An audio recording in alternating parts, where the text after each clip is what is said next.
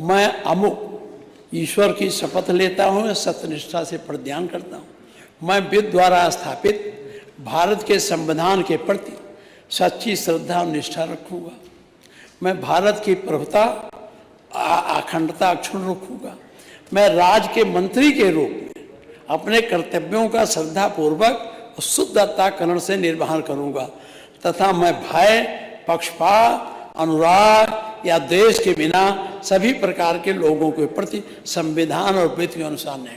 ये आप शपथ लेते हैं, यही शपथ होता है ना। इस शपथ का कितना पालन होता है इस पर आप विचार करें।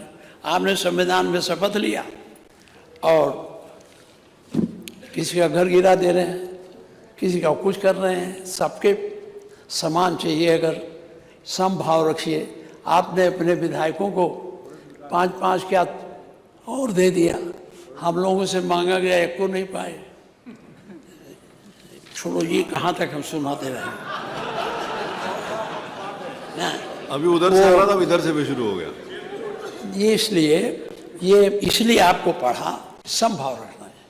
आप हम लोगों से मांगा गया त्वरित योजना में, त्वरित ना था, त्वरित योजना में इतना दीजिए। बड़े फुटपाथ हमने गांव वालों को बता दिया। मुख्यमंत्री जी ने कहा ये तुम्हारा बन जाएगा। अब रोज आते हैं, बैठे रहते हैं, कब बनेगा। हमने कहा मुख्यमंत्री जी की कृपा होती नहीं, कैसे बने। तो कहा मुख्यमंत्री से हमसे क्या मतलब, हमने आपको बनाया, आपका काम है। तो ये संभव है। अपने लोगों को दिए तो हम लोगों को दिए।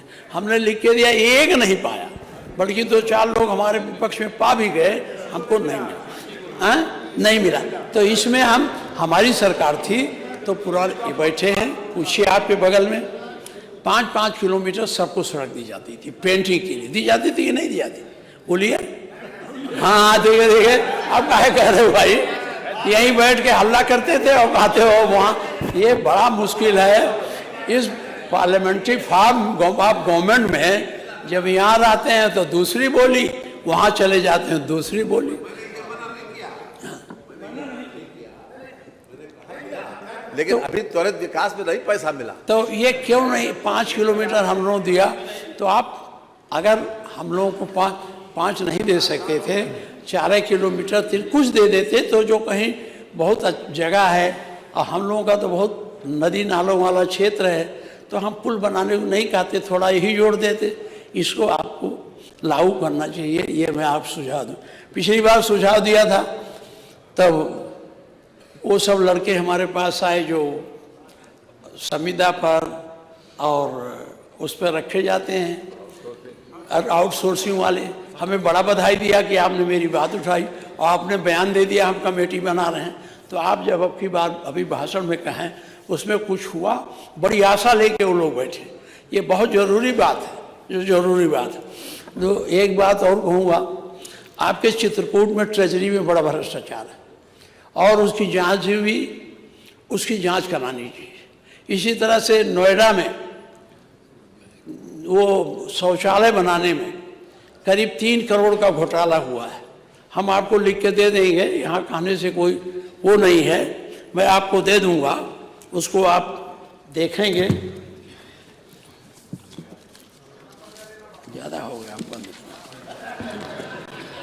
अब बहुत नहीं चले, कितना बोले 30 हो गए, 3 बज गए, 3 बज 2 मिनट और नहीं। हम बाबा को अरे ये बोलेंगे 2 घंटा। अभी वो पत्रा की तरह, जैसे पंडित पत्रा रखता है ऐसे उलट के पढ़ता है एक श्लोक, अभी बाबा उसको खोलेंगे तो 2.5 घंटा से कम नहीं चलेगा। तो अब हमको कम बोलने दो, बाबा को सुने।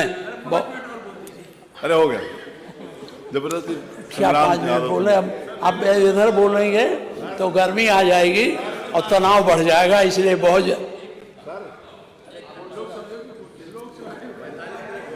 हाँ 45 हो गया हमारा। अच्छा 5 मिनट बोल लें।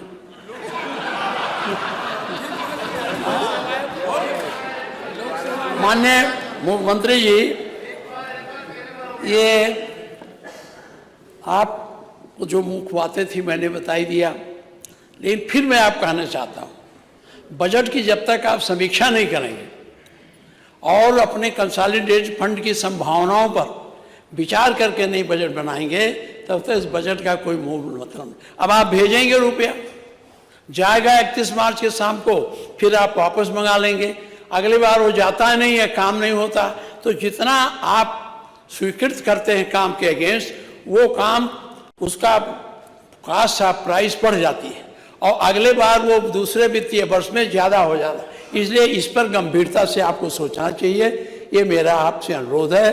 बहुत बहुत धन्यवाद। अध्यक्ष जी, आज जाना है, 25 दिसंबर है, इसलिए कटुता की बात नहीं हुई, सकारात्मक बात हुई। अभी देखिए बाबा कितना कठिन बोलते हैं। बहुत बहुत धन्यवाद।